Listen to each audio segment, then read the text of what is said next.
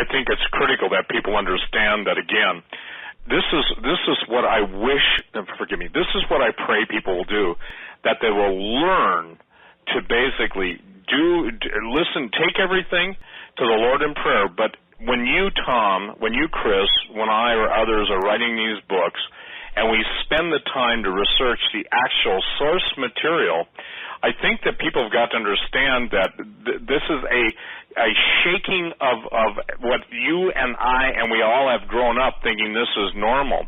The fascinating thing about Mesoamerica, the Incas, the Mayans, the Aztecs, everything that I have tracked in history basically goes back to the same thing, that the appetite for human flesh. Somebody said, where is that in the Bible? It was in Numbers 13, 33, 34 in that area, that the land, it devours its inhabitants. That means it doesn't basically hit them with taxation.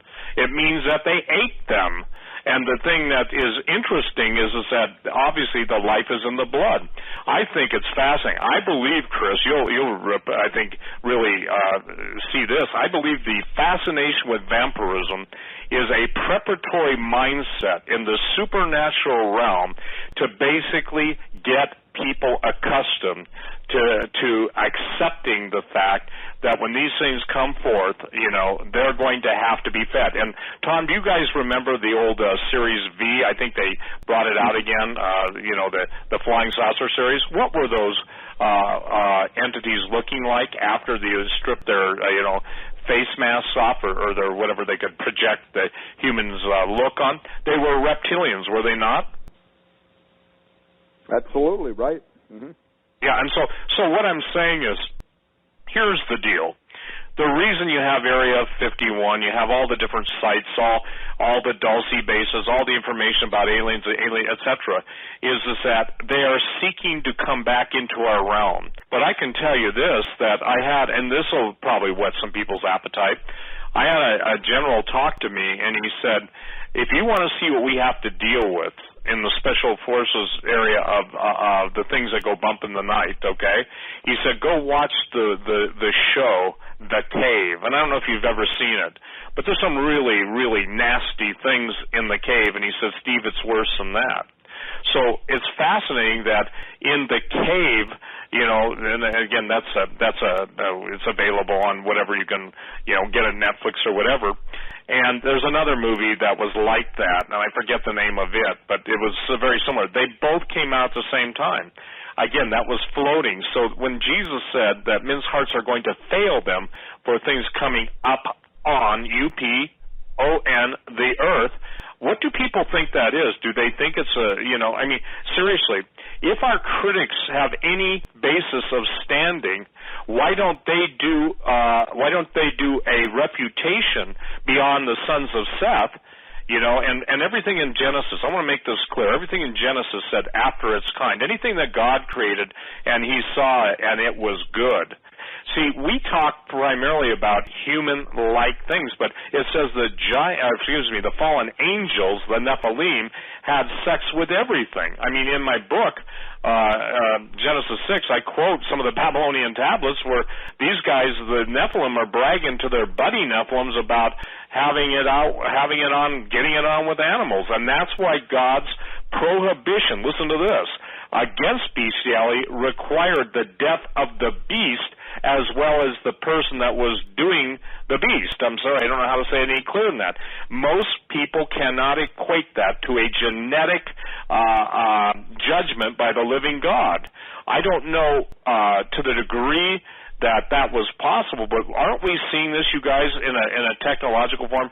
Chris, I'll point the question to you. Are we not seeing the combination now of chimera-like beings, everything, and it kind of passed, it just went over everybody's heads until Tom Horn came on the scene, Steve Quayle came on the scene, and others came on the scene. Wait a minute, this is wrong. We're crossing every boundary. So every single boundary that God had placed in a position for our safety, for our protection, out of his love for us, these guys are trying to break. So it's fascinating that when somebody says they're seeing dinosaurs or they're seeing anything in that realm, I don't doubt it. And by the way, Tom, did you ever get that YouTube to open up with the demons at the beam point and CERN? No, you sent it to me earlier, and it didn't open, and I left, and then when I came back, it was time for the show. Okay. Well, anyway, I was contacted by a cutout, meaning somebody that was too frightened to contact me. I don't blame them. And they were talking about those very things seeing. So, Chris, this is the question to you. We've got CERN now. We have people literally dancing. I'm talking about a dance troupe, Let's call it the ballet from hell, okay? Hell's ballet, dancing around, doing the dance of cosmic destruction in CERN. Okay, ask yourself Shiva. this. Yes, Shiva. They're doing the dance of Shiva. I'm talking about people literally in the tunnels, dancing around, making this big epic thing. Obviously, they're celebrating the coming destruction of the world and the promise of a new recreated world. What's your thought on that? Because this is so beyond bizarre. This is so beyond the outer limits. This is even beyond the time tunnel combined with the Twilight Zone. Okay, the point being, address that because these are human beings dancing to their own destruction. Yeah, well, Steve, it's beyond question that they have this huge collider built over there, and they have a statue of what every Christian would easily identify as a demon. That the Hindus call their creator Shiva, and also the god of destruction, the destroyer of worlds. In fact, when CERN was going to go online, a young Indian girl actually committed suicide, thinking that Shiva was going to be entering through CERN as a portal. So a lot of people were concerned that actually take the god Shiva seriously. Now, of course, we would identify Shiva as just another demon. In Hinduism, they have literally 30 million named gods, and I think that's quite telling of what that religion is really about. I mean, the 30 million gods are basically just different levels of demonic entities that we would acknowledge. Yes, they do exist, but they certainly aren't our creators, or ultimately they will not destroy the universe. They're going to be put in their place. But here we have these atheistic scientists who are making really high-minded and boastful claims about discovering the nature of creation.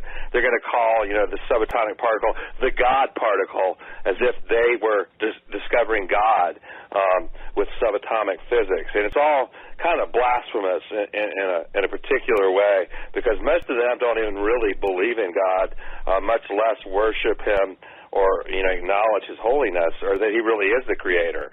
They think that it's all naturalism, and that they are these scientists who are going to inform us of the truth, and we're just, superstitious religious people who can't grasp, their level of intellect. This is what they think.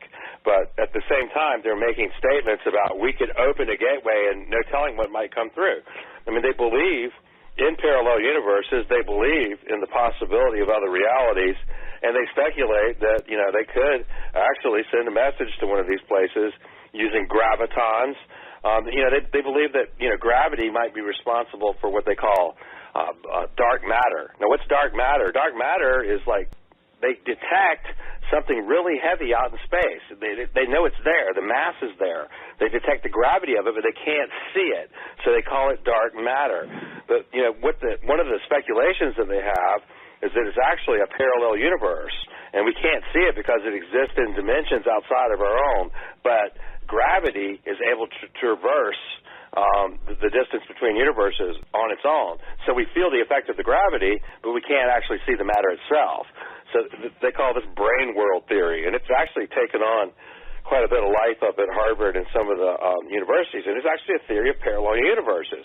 Now, I think it's really interesting that these atheistic geniuses can believe in parallel universes, but they think that we're somehow superstitious for believing in heaven and hell. It's really not that far apart. And the sort of ideas that we're talking about in our book on the path of the immortals, when we start talking about portals and all these things that a lot of people maybe have occult associations with, these are absolutely scientifically respectable ideas these days. And there's a new movie out called Interstellar, where they actually travel through a wormhole and go to another universe trying to save the people of the Earth because our environment's going to be destroyed. But they show in great detail how all that could work scientifically, and they show extra dimensions and how that might work. So these ideas are absolutely respectable in physics. But, when we start tying them to things like Bible prophecy and the end times, some people might accuse us of being fantastic. But, I think it explains some of the things that we see in Bible prophecy. You see at the judgments that these creatures come up through what? A door opens to the bottomless pit, and they're released. You see under the river Euphrates, that some kind of doorway is unleashed, is unlocked, and these fallen angels fly out to execute judgment. We see in the Septuagint version of Isaiah, chapter 13, that it says, "Open ye gates, ye rulers, giants are coming to fulfill my wrath." So these ideas, seem to mesh with these more scientific ideas. One of the things that I found even more fascinating is how they think if there is a traversable wormhole, most people thought that a black hole would just decimate a human being because of the gravitational forces as you get close to it. But a physicist named Roy Kerr discovered that if a wormhole were rotating at enough speed, that it would create inertia that you could actually allow someone to traverse it. So they call that a Kerr black hole.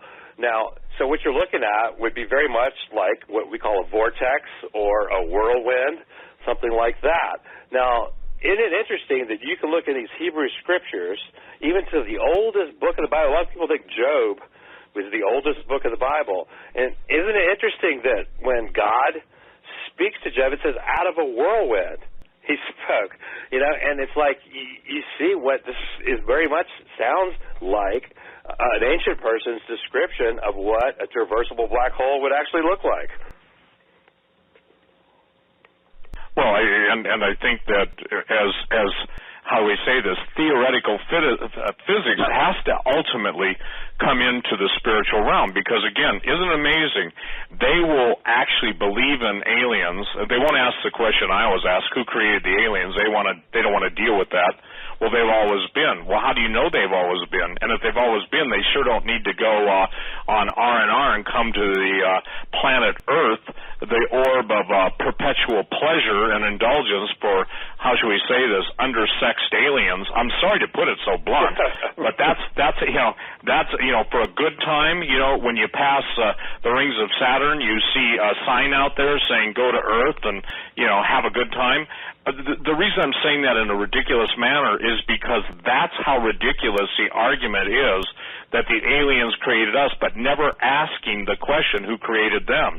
Is it tough for... Yeah, go ahead. It doesn't really answer the question. You press them on the origin of life because really the origin of life really demands God. It demands a supernatural creator outside of nature, to create nature. So, that's just an unanswerable question. And so you have these naturalists who don't have an answer. They push it out to another planet. That's all they've done, though. They haven't answered the question. They didn't even address it. They just took it off of Earth and said aliens seeded life on Earth. But they never answered the question, where did life come from? And, that's the problem with evolution and that whole worldview is that it's incoherent because it's incomplete. And so that it's based on some kind of faith or promise that naturalism is true.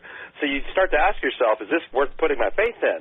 And, there's no reason to believe it. And it doesn't make sense. It can't get off the ground. It can't get started. It's almost self-defeating. Would you agree with that, Steve? Absolutely.